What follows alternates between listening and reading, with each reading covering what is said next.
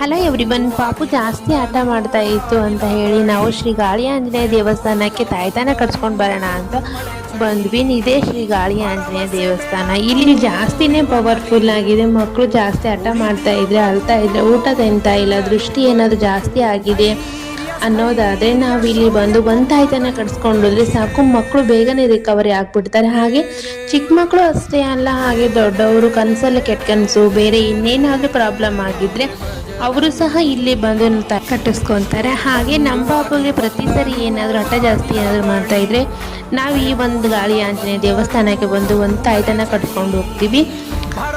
ಬೇರೆ ಬೇರೆ ಪವರ್ಫುಲ್ ದೇವಸ್ಥಾನ ಅಂತಲೇ ಹೇಳ್ಬೋದು. ಹಾಗೆ ಮಕ್ಕಳು ಇರೋರು ಅವಾಗವಾಗ ಈ ದೇವಸ್ಥಾನಕ್ಕೆ ಒಂದು ಸರಿಯಾದರೂ ನೀವು ಭೇಟಿ ಕೊಡಬೇಕು. ಹಾಗೆ ಮಕ್ಕಳ ದೃಷ್ಟಿ ಹಾಗೆ ಹಠ ಜಾಸ್ತಿ ಆಗ್ತಾ ಇದ್ರೆ ಈ ದೇವಸ್ಥಾನಕ್ಕೆ ಭೇಟಿ ಕೊಟ್ಟು ಮಗುವಿಗೆ ತಾಯ್ತಾನ ಕಟ್ಸ್ಕೊಂಡು ಹೋದರೆ ತುಂಬಾ ಹೆಲ್ಪ್ ಆಗುತ್ತೆ ಅಂತ ಹೇಳ್ಬೋದು.